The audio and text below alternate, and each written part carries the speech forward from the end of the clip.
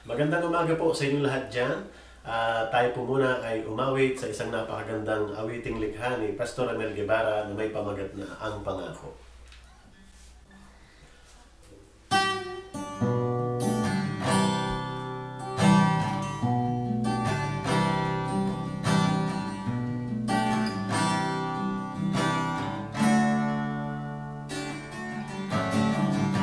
Panginoon, lumalapit sa iyo ang puso kong nag-iisa, kayo ang aking pag-asa.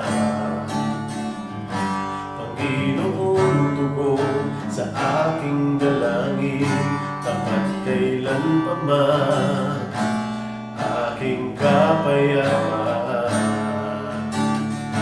Pangako niyo'y aking panghawakan, pangako niyo ang tangi kong sandigan, pangako niyo'y tapat, magpakailanman ako ay di iwan o pababayaan man, pangako niyo'y aking panghawakan.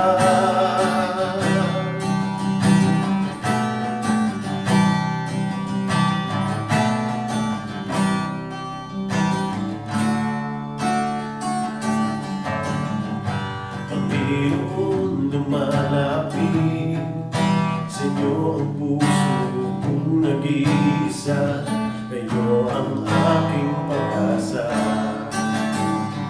Panginoon, tugon sa aking dalangin, tapat kailanpaman, aking kapayapaan. Pangako niyo'y aking panghawakan, pangako niyo ang tangi kong sandigan, pangako niyo'y tapat, magpakailanman ako ay di iwan o pababayaan man, pangako niyo'y aking panghawakan, pangako niyo'y aking panghawakan, pangako niyo ang tangi kong sandigan, pangako niyo'y tapat, magpakailanman ako ay di iwan o pababayaan man, pangako niyo'y aking panghahawakan,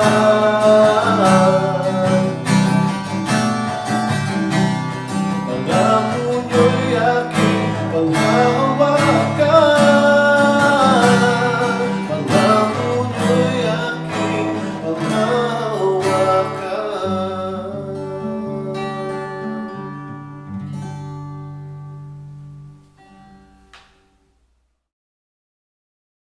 Magandang umagang muli. Darako tayo ngayon sa pag-aaral ng salita ng ating Panginoon. Ang pamagat ng ating pag-uusapan ngayong umaga ay panatag kahit may paghihirap. Alam natin na maraming binago ang pandemic disease na ito sa kasalukuyang sitwasyon natin at hindi natin itinatanggi na tayo ay may mga paghihirap na pinagdaraanan. Subalit sa kabila ng lahat ng ito, katulad ng pinag-aralan natin nung nakaraan, ang katapatan at ang kahabagan ng ating Panginoon ay laging sariwa bawat umaga. Ito ay hindi nagmamaliw. Kaya nasabi ng manunulat na dakila ang katapatan ng Diyos. Sa kabila man ng maraming pagsubok, marami tayong pwedeng ipagpasalamat. Yun lamang buhay na patuloy na pinapahiram ng ating Panginoon tuwing umaga ay isang pasasalamat na maaari nating sambitin sa Kanya. Pangalawa ay yung teknolohiya na ating nagagamit na sa kabila man ng limitasyon ng ating pagtitipon ay patuloy pa rin na ipapahayag ang salita ng ating Panginoon. Basahin ko po ang isang talata na makikita natin sa Philippians chapter 4, 4 hanggang 7. Sinabi ni Pablo, "Magalak kayong lagi sa Panginoon, inuulit ko, magalak kayo. Ipadaman ninyo sa lahat ang inyong kagandahang loob, malapit nang dumating ang Panginoon. Huwag kayong mabalisa tungkol sa anumang mga bagay. Sa halip ay hingin ninyo sa Diyos ang lahat ng inyong kailangan sa pamamagitan ng panalangin may pasasalamat. Ang hindi malirip na kapayapaan ng Diyos ang mag-iingat sa inyong puso at pag-iisip sa pamamagitan ni Kristo Jesus. Madalas nating banggitin tuwing tayo may mga pagtitipon that God is good at sumasagot naman tayo ng all the time. Sa mga itong pagkakataon ay masusubukan natin talaga yung salitang all the time. Kasama ba itong mga getong uri ng pagsubok at kabigatan na ating dinaranas doon sa salitang all the time? At naniniwala ko, ang Diyos ay tunay na mabuti at hindi yun magbabago. Hindi kayang baguhin ang sitwasyon o ng mga hirap na ating dinaranas. Kaya sa unang puntos na ating pag-uusapan ay gusto nating kilalanin totoo ang mga pagsubok. Likas sa ating mga tao ang mangamba. Actually, isa ito sa struggle ng mga maraming tao. Maaring maraming nag-iisip kung may Diyos nga ba? Bakit pinapahintulutan niya ang mga itong pagdurusa? Ito ay mga katanungan na kailangan nating bigyan ng kasagutan.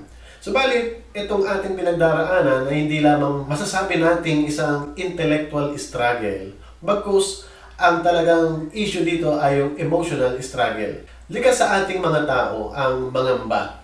Meron isang karpintero na umakyat sa bubong at gamit ang hagdan ng kahoy ay humakbang siya papunta doon sa second floor. At nung malapit na siya sa second floor, naramdaman niyang dumulas ang kanyang paa dahil nabali yung isang baitang ng hagdanan na kanyang tinutuntungan. Sa kanyang isipan, tanggap niya na siya'y mahuhulog. Naunawaan niya na siya ay masasaktan. Ito ay hindi intellectual struggle. Alam niya ang consequence ng kanyang pagkahulog. Subalit, ang gusto nating makita rito ay hindi yung intellectual struggle, kundi yung emotional struggle. Maaring naisip niya habang siya'y nasa area na nalalaglag, bakit ako nahulog? Bakit hindi ako nag-ingat? Bakit nangyari sa akin ito? Ito yung sakit ng pagsisisi kung bakit nararanasan natin yung mga itoong klaseng pagdurusa. Alam natin ang pandemic disease na ito na ating nararanasan ay maraming binabago ngayon sa kasaysayan ng mundo. Marami din itong masasabi nating itinuturo sa ating buhay, lalo na sa mga Pilipino. Tanggap natin na alam natin na tayong lahat ay papanaw isang araw. Walang pinipili ang sakit na ito. Kahit sino ay pwedeng tamaan. Makikita natin na ang gobyerno natin ay gumagawa ng lahat ng kaparaanan para tayo ay tulungan at protektahan. Naunawaan natin ang lahat ng ito. Aware tayo sa mga nangyayari sa ating paligid. Pero ito yung issue na alam kong pinagdaraanan nating lahat. Iba yung stress na dinudulot na kapag nakikita mo ang iyong mga sariling anak ay wala nang maipakain. Kapag tinignan mo ang iyong stock, wala nang natitira, maaaring ito na lamang huling sasaingin natin. Wala nang laman maging ang ating mga bulsa. Maaaring may mga frustration na ating nararanasan kung may tulong bang darating. At samahan mo pa na hindi ka makalabas, hindi ka makapagtrabaho, masabi nating hindi madali.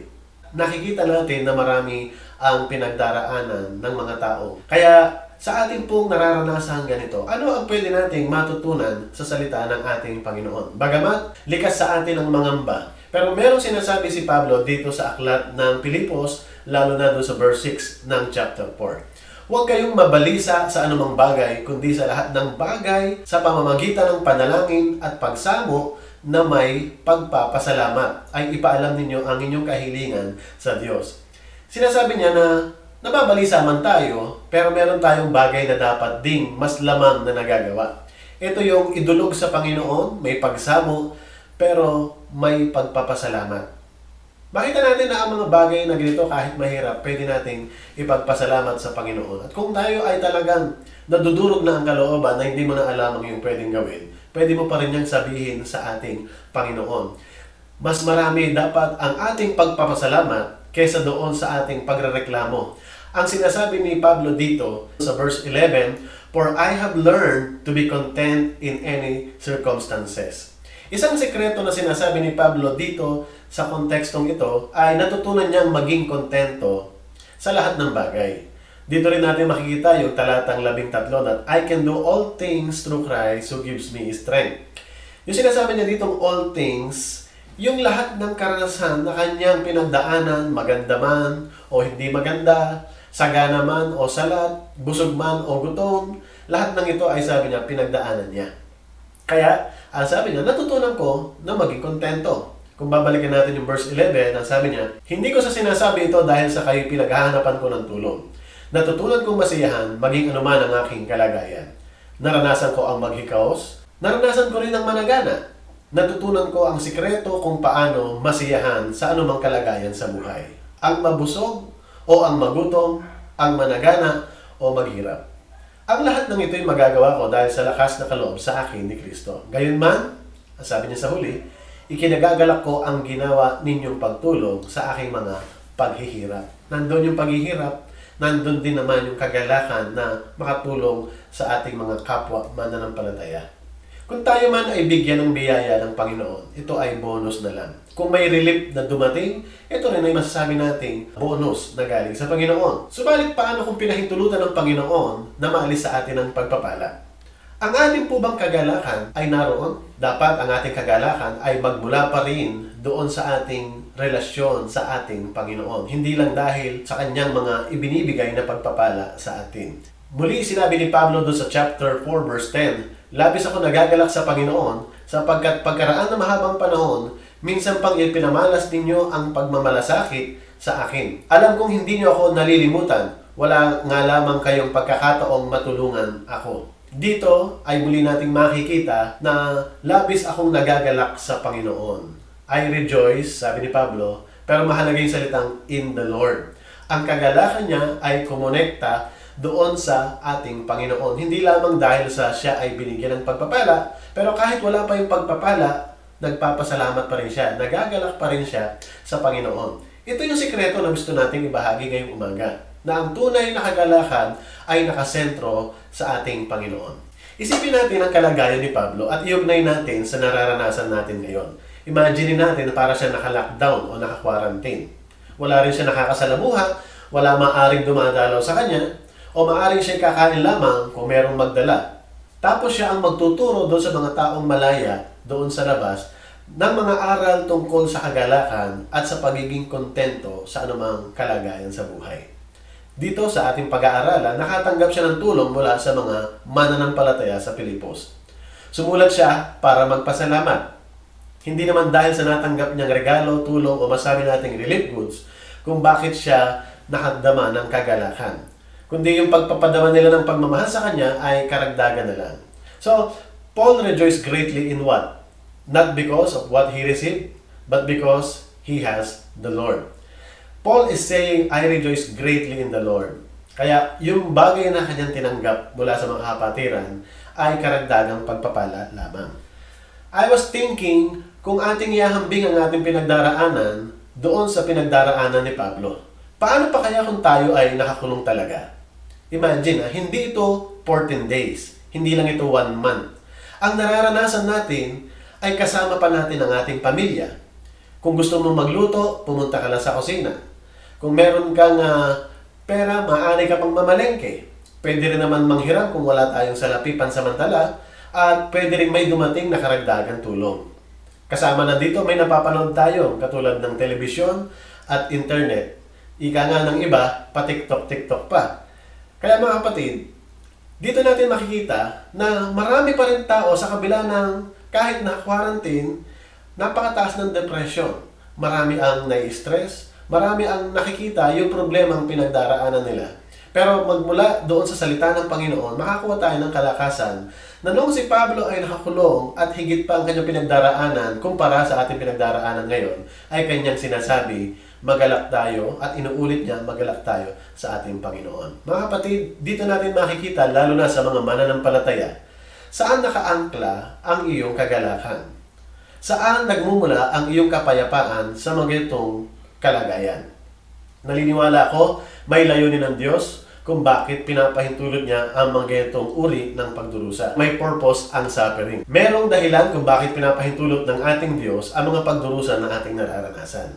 Subukan po nating mag-isip ng mga kilalang tao na nagtagumpay sa kanilang buhay. Subukan natin yung dalawang nag-donate ng test kits. Ito ay si Manny Pacquiao at si Jack Ma. Pero ganito ang gawin natin. Subukan nating tanggalin sa ating imahinasyon yung hirap na kanilang pinagdaraanan.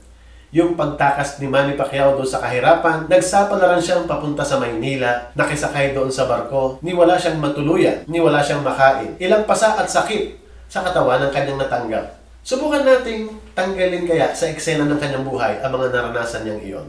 O maaring si Jack Ma na nagbigay ng donasyon sa Pilipinas. Ilang beses siyang hindi nakapasa sa exam. Hindi siya natanggap sa mga eskwelahan kaya napilitan na lang siya magtrabaho.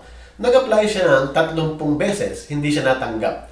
Nag-apply sa isang restaurant, 24 ang nag-apply, 23 ang natanggap, siya yung hindi. Pagdating sa pag-apply doon sa eskwelahang kilala na Harvard University, 10 beses siyang nag-apply at hindi rin siya natanggap. Ito ang sinabi niya, I think we have to get used to rejection. The only thing is never give up. Now, siya na po ang pinakamayamang tao sa China at siya ay pang-30 na pinaka-maimpluwensyang tao sa buong mundo. Ayon po yan sa Forbes magazine. Ngayon, kung ating tatanggalin sa kanilang pinagdaanan sa buhay yung mga hirap, yung mga struggle, parehong resulta kaya ang ating makikita? Kung aalisin natin yung pinagdaanan nilang hirap, pareho kaya ang magiging ending ng success story nila ngayon? Alam natin na bahagi ng kanilang tagumpay na tinatamasa ngayon, malaking tulong yung kanilang pinagdaanan na hirap sa buhay. Kaya para sa atin, merong purpose ang suffering. Gusto po nating kilalanin ngayong umaga at hindi natin minamaliit yung hirap na pinagdaraanan natin ngayon mga kapatiran. Totoo na tayo ay hirap na hirap at hindi natin alam kung ma-extend pa ang ating quarantine na ito. Subalit dahil totoo ang mga pagdurusang ating nararanasan, gusto rin natin makita na totoo ang kanyang pagtulong. Ang pagtulong ng ating Panginoon. Balikan po natin yung talata sa chapter 4 verse 7. Ang sabi doon, ang kapayapaan ng Diyos na hindi maabot ng pag-iisip. Ang mag-iingat ng inyong mga puso at mga pag-iisip kay Kristo Jesus. Maganda po ang binanggit doon sa English version. And the peace of God, which surpasses all understanding, will guard your hearts and your minds in Christ Jesus. Ito yung kapayapaan at kapanatagan na nagmumula lamang sa ating pagkakakilala kay Jesus. Mapapansin niyo po yung salitang surpasses all understanding. Yung kapayapaan na hindi mo mahahanap kahit saan, yung kapayapaan na hindi natin maarok na Diyos lamang ang maaaring magkaloob sa atin. Ating makikita dahil totoo yung pagsubok na ating pinagdaraanan, totoo rin at maasahan ang pagtulong ng Diyos sa atin. Katulad ng kay Pablo, ang katatagan na meron siya ay masasabi nating realistic. Ako po ay mahilig manood ng mga action movies. Bilib na bilib ako sa mga action star na kapag napapanood natin yung mga eksena, wala silang takot na humarap doon sa kalaban. May mga panaksak man at may mga baril, minsan nakakailag, hinaharap nila ito. Nakakatalon pa nga sa helicopter at babagsak doon sa tubig. Minsan gusto kong magkaroon ng ganong klaseng tapang at galing. Pero ang ganong tapang, hindi tunay. Ito ay peke, hindi realistic, ika nga, scripted. Alam nila kung saan susuntok yung kalaban, na-anticipate nila ang mga eksena. At sila mismo sa tunay na buhay ay may mga bodyguards. Mga kapatid, ang mga pagsubok na ating pinagdaraanan hindi scripted. Tunay talaga. At nahihirapan tayo sa ating mga pinagdaraanan. Minsan, maaring pagkatapos nito, hindi natin alam na may kasunod pa na mga pagsubok na ating mararanasan. Subalit, ang gusto natin sabihin, yung katatagan at kapayapaan na meron si Pablo, tunay. Hindi katulad sa mga pelikula na mukha lang meron pero hindi tunay. Pero ang binibigay na tulong ng ating Panginoon ay realistic. Tunay nating maaasahan na tinutulungan tayo ng ating Panginoon. Sa Biblia, makikita natin napakahalaga ng relasyon. Ito ay pinapahalagaan ng ating Panginoon. Pag-usapan natin ang relasyon. Para magkaroon ng isang makabuluhang relasyon, kailangan natin dito na ito'y nanggagaling sa malayang desisyon o pagpili. Hindi ipinipilit. At sa ating pagpili, nandoon ang posibilidad na ikaw ay maaring ma-reject. Sa mga millennial, maaring masabi natin, maaari kang mabasted. At kapag tayo ay natatanggihan, tayo ay nasasaktan. Parang ganito yung istorya ng pain and suffering din sa Biblia. Una, meron nilikha ang Panginoon na tao at meron silang kalayaan na tinanggap mula sa Diyos. Meron din silang malalim na personal na relasyon sa Diyos, nakakausap nila ito. Yun nga lang, merong utos na ipinagbawal ang Panginoon. Sa kanilang kalayaan, Nagawa nilang piliin ang hindi dapat piliin. Nasuway nila ang Diyos. Paano ito nagsimula? Nagduda sila doon sa sinasabi ng ating Panginoon. Naisip nila, totoo kaya? Baka naman may itinatago ang Diyos sa atin na ayaw niyang maranasan natin. Nagsimulang maglaro sa kanilang isipan ang mga ganitong bagay, kaya nagdulot ito ng pagkakasala. Alam nila sa sarili nila na may ginawa silang hindi dapat nila ginawa. Nagsimula sa maliit hanggang sa ang buong pagkatao nila ay tuluyan ng sinira ng kasalanan. Mula sa pagdududa, nagsimula ang pagkakasala. Sumunod ay nagkaroon ng pagkahiya at pagtatago. Pagkatapos nito, nandoon ang pagtanggi, ang paninisi, at kasunod doon ay ang pagdurusa. Ganito ang kondisyon ng mundo na ating ginagalawan ngayon. Subalit, isa sa magandang bagay na makikita natin doon sa istorya ay meron pa rin ginawang kaahabagan at kaparaanan ng ating Panginoon. Na kahit sila ay nagkasala, sino ang unang naghanap sa kanila? Ang Diyos. Sino ang unang nagtakip nung kahihiyan na kanilang ginawa? Ang Diyos pa rin. At sino ang nangako ng solusyon doon sa problema ang dulot ng kasalanan? Ang Diyos pa rin. Ganon rin tayo ngayon. Nagkasala ang tao at sa pamamagitan ng mga itong uri ng pagdurusa, ito ay nananawagan ang ating Panginoon na parang hinahanap niya tayo at tinatanong, kumusta ka na at nasaan ka na? Ang epekto ng pagkakasala ng unang tao ay nagdulot ng maraming problema, kasama na sa kalikasan din. Subalit makikita pa rin natin ang pagkilos ng Diyos sa kanyang kahabagan. Hindi man karapat-dapat pero ang mga tao ay pinakitaan ng Diyos ng biyaya. Sa kulturang Hudyo atin makikita na kapag ang tao ay nagkakasala, ang ginagawa niya sa kanyang damit ay pinupunit dahil sa kanyang kahihiyan at dahil sa kanyang pagsisisi. Pero dito, ang ating Panginoon ang mismong gumawa pa ng damit para doon sa unang mga taong nagkasala. Siya ang nagtakip, siya ang nagdamit sa kanila. Ang sabi doon sa Bible, He clothed them. Nandoon yung sense of intimacy. Naalala ko kapag binibihisan namin ang aming baby ng bagong damit dahil nadumihan doon sa kanyang kinakain. Isinusuot mo sa ulo, isinusuot mo sa kanyang mga braso ang isang bagong damit. Ang pagbibigay ng Diyos sa kanila ng bagong damit ay para hindi kahihiyan ang kanilang maranasan o madama, kundi makita nila ang biyayang galing sa Kanya. Naalala niyo ang prodigal son, nung siya ay muling magbalik, ang unang ibinigay sa kanya ng ama niya ay bihisan siyang muli. Gusto lang natin ipakita rito na sa simula pa lang ng eksena ng pagdurusa ng mga tao, tumutugon ang Diyos agad-agad doon sa pagdurusa sa mga nilalang niyang tao. Ang Diyos ay hindi katulad ng isang absentee father na nagpapadala lang pag may kailangan o nakatanaw sa malayo at nakikisilip lang, kundi ang sinasabi ng salita ng Panginoon, kasama natin siya kasalukuyan sa ating mga pagdurusa. Magandang talata ang binanggit doon sa Hebreo chapter 13 verse 6. Ang sabi doon, The Lord is my helper, I will not fear. What can man do to me? Kung ang ating Panginoon ang tumutulong sa atin, hindi tayo dapat natatakot anuman ang mangyari sa ating kinabukasan. Ang katiyakan at kapanatagan natin ay nakaugnay doon sa ating Panginoon. Tunay ang kanyang pagtulong, tunay ang kanyang mga salita. Sunod naman natin pag-uusapan, bagamat tunay yung mga pagdurusang ating nararanasan at nasasabi natin tunay din ang pagtulong na ginagawa ng ating Panginoon. Matapos ang mga pagdurusang ito sa ating buhay o yung pandemic, disease na ito, naniniwala akong hindi pa rin nawawala ang mga pagsubok. Naniniwala tayo na marami din maaaring mga kasunod ito. Bagamat ayaw natin o hindi tayo komportable, subalit ito yung realidad ng buhay. Totoo rin na may hangganan ng buhay ng tao. Totoo na tayo ay papanaw.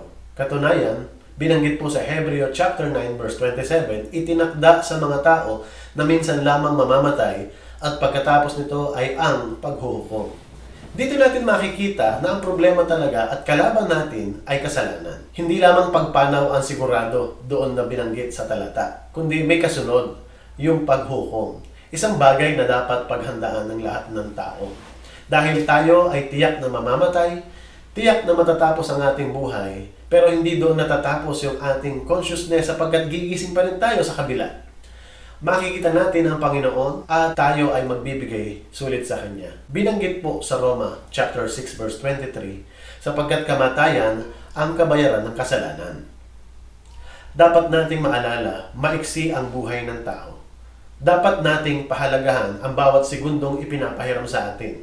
Nabanggit natin noon, we have to redeem the time. Gawin natin ang tama hanggat may pagkakataon tayo.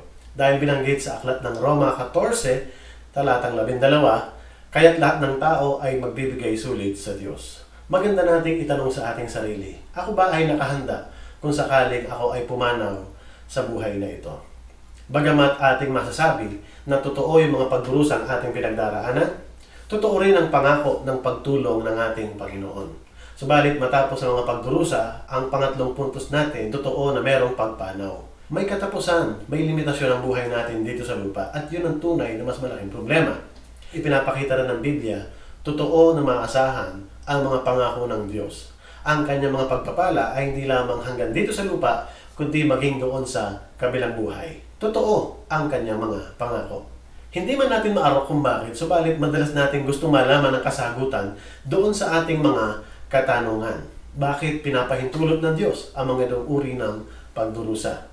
Bakit mayroong mga ganitong sakit na kumakalat sa ating mundo? Sinasabi ng salita ng Panginoon na ang ating Diyos ang siya pa rin patuloy na may kontrol sa lahat ng nangyayari sa ating mundo. Katulad dyan ng isang mag-asawa na nagpasyang lumipat ng tahanan. Madali para sa kanila na magpasya kung saan nila gustong tumira. Subalit para doon sa kanilang mga anak, hindi ito lubhang madali. Maaring merong nararamdamang pagdurusa sa kalooban. Maaring sila ay nahihirapan at may mga katanungan katulad ng paano na lamang yung aking mga kaibigan? Paano na lamang yung mga kasama ko sa eskwelahan? Pinahihirapan ba kami ni nanay at ni tatay?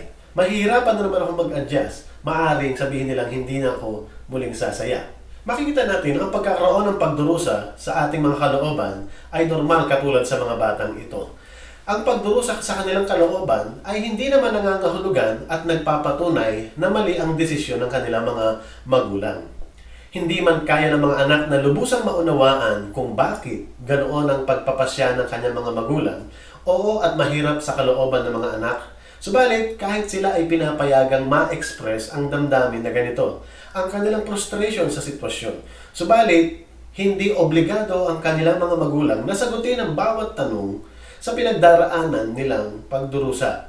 Dahil sa huli, ang mga magulang pa rin ang higit na nakakaalam sa makakabuti sa kanilang pamilya. Mangingibabaw po rin ang kanilang kagustuhan kumpara doon sa katanungan ng kanilang mga anak. Sinabi nga po ng Panginoon sa aklat ng Isaiah 55 verse 8 hanggang 9, "For my thoughts are not your thoughts, neither are your ways my ways, declares the Lord. As the heavens are higher than the earth, so are my ways higher than your ways, and my thoughts than your thoughts."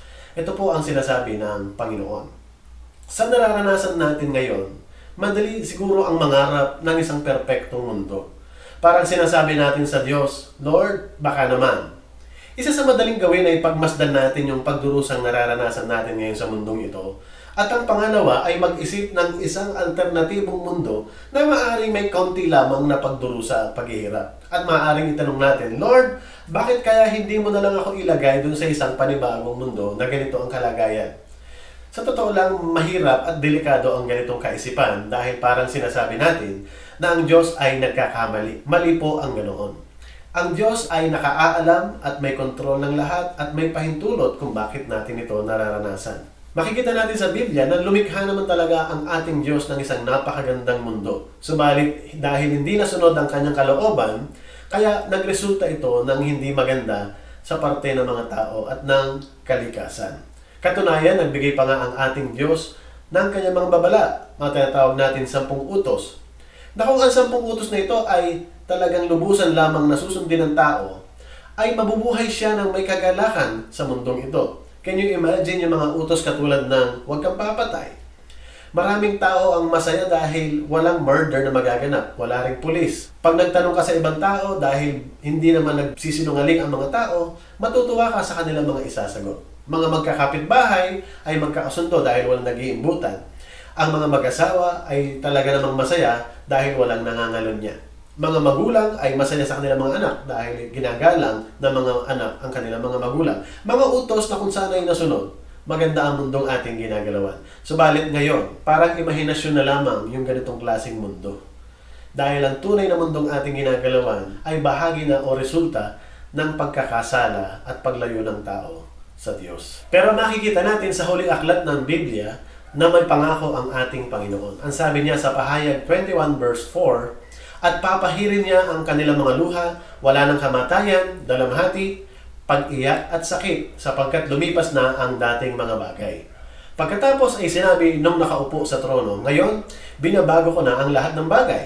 At isulat mo, maganda po itong sinabi niya dito, gusto kong i-highlight, maaasahan at totoo ang mga salitang ito. Pinapakita ng Panginoon kung ang tao ay nag-iisip ng isang napakagandang mundo na pwede siyang mabuhay, ang totoo meron pong sinasabi ang Biblia. Subalit ang mundong tinutukoy niya ay hindi mundo rito, kundi yung mundo sa muling pagbalik ng ating Panginoon kasama ang kanyang mga pangako sa atin. Pangako ng buhay na wala hanggan at pangako ng mga pagpapala doon sa mga mananampalatayang naghintay at naglingkod sa kanyang muling pagbabalik. Bagamat totoo ang pangako ng ating Panginoon, magandang makita rin natin, totoo din yung babala na kanyang sinasabi. Sa verse 8, Pahayag 21, "Subalit malagim ang kasasapitan ng mga duwag, mga taksil, mga nagpasasa sa kasuklam-suklam na kahalayan, mga mamamatay tao, mga mapakiapid, mga mangkukulam, mga sumasamba sa Diyos-Diyosan, at ang lahat ng sinungaling. Sila ibubulid sa lawa ng naglalagablab na asupre na siyang pangalawang kamatayan." Ang sinabi po ay pangalawa. Tunay na tayo ay mamamatay, pero ibig sabihin hindi pa doon natatapos ang ating buhay. Meron tayong pangalawang kamatayan. At ang sabi doon sa talata, malagim ang kasasapitan ng mga binanggit na mga iba't ibang uri ng taong nagkakasala. Kaya totoo man yung pangako, totoo din yung babala. Umaasa tayo, may katapusan ang pagdurusang ating dinaranas sa ating panahon. Pero dapat nating lawakan ang ating pangunawa matapos nating mapagtagumpayan ang mga paghihirap na ito. Meron tayong kaharapin na mga pagsubok. At isa dito sa pagsubok na ito ay ang pagtatapos ng ating buhay dito sa lupa. Amang itong uri ng paghihirap ay ginagamit ng Diyos upang imbitahan niya at manawagan sa lahat ng tao na magbalik loob at iayos ang relasyon sa Panginoon. Sa Kanya lamang dapat nagmumula ang ating pag-asa. Sinabi po ng Panginoong Hesus sa John 11 verse 25, "Ako ang muling pagkabuhay at ang buhay. Ang nananalig sa akin kahit mamatay ay muling mabubuhay. At sino mong nabubuhay at nananalig sa akin ay hindi mamamatay kailanman." Nagtanong ang Panginoon, pinaniniwalaan mo ba ito? Lahat tayo ay haharap sa Diyos. Tatamaan man ng virus o hindi, tayo pa rin ay papanaw sa mundong ito. Meron tayong mas malalang sakit, hindi lang physical, kundi spiritual. Isang bagay na gusto kong makita natin, sa coronavirus, pwedeng makarecover. Mataas actually ang recovery rate, lalo na ng mga may magagandang pangangatawan. Pero ang fatality rate ng salitang kasalanan ay 100%. Walang nakakaligtas, walang solusyon maliban sa solusyong ibinigay ng ating Panginoon. Ang tanong na lang sa ating pagtatapos, hanggang ngayon ba ay pinapasan mo pa ba sa iyong balikat ang iyong mga kasalanan? O isinuko mo na ito at ang nagpapasan na ngayon ay ang balikat ni Jesus at binayaran niya doon sa krus? Kung nananalig tayo sa ating Panginoon, malaya tayo sa parusang dulot ng kamatayan, meron kang kapayapaan, meron kang kapanatagan, meron tayong contentment na ang buhay na pinapahiram sa atin ay masasabi natin pagpapala at pagpapasalamat. Katulad ng binanggit ni Pablo sa aklat ding ito ng Pilipos, that to live is Christ and to die is gain. Kung pahintulutan tayo ng Diyos mabuhay at pahiramin pa rin tayo, patuloy nating gamitin ito sa paglilingkod at pagpapasalamat sa ating Panginoon. Subalit, ang dapat nating panabikan, hindi lamang yung pag-alis ng mga problema, kundi ang panabikan natin ay makapiling natin ang Panginoon. At kanyang sinasabi, hindi ito ang tunay nating bayan, kundi doon sa langit ay hinihintay tayo may pananabik ng ating Panginoon. Mga kapatid, alam po nating mahirap ang ating pinagdaraanan ngayon, pero maasahan natin ang tulong ng Diyos. At pagkatapos ng lahat ng pagdurusa, lagi nating isipin, meron tayong mas malaking kalaban. Ito yung kasalanan. Pero good news, may solusyon pa rin ng Diyos at may pangako tayong maasahan. Kaya patuloy natin gamitin ngayon ang maraming oras sa paglalaan ng oras para sa ating Panginoon. Panahon para lalong pagyamanin ang ating relasyon sa Kanya. Bilang pagninilay sa ating napag-aralan ngayong umaga, muli nating balik tanawin. Sa mga pagdurusang ating pinagdaraanan, alin sa akin ang mas lamang? Ang patuloy pa rin magpasalamat o ang magkaroon ng pagkabalisa? Pangalawa, ang tulong ng Panginoon ay tiyak. Patuloy tayong lumapit sa Kanya. Pangatlo, ang buhay natin ay pansamantala. Gamitin natin ang lahat ng oras na pinapahiram sa atin upang maparangalan ng ating Diyos. Pang-apat, panghawakan natin patuloy ang pangako ng Panginoon. Babalik siya at ang mga itong nangyaring ito ay mga tanda na malapit na siyang magbalik. Patuloy po tayo sumubaybay sa ating mga programa dito sa ating online worship at patuloy po natin ding hinihikayat, ipanalangin natin ang ating iglesia. Ikalawa ay suportahan din natin ang mga pangangailangan nito. Maaari din po tayo magbigay ng ating pagtulong at kaloob sa mga online services na available ngayon na makikita nyo sa ating screen.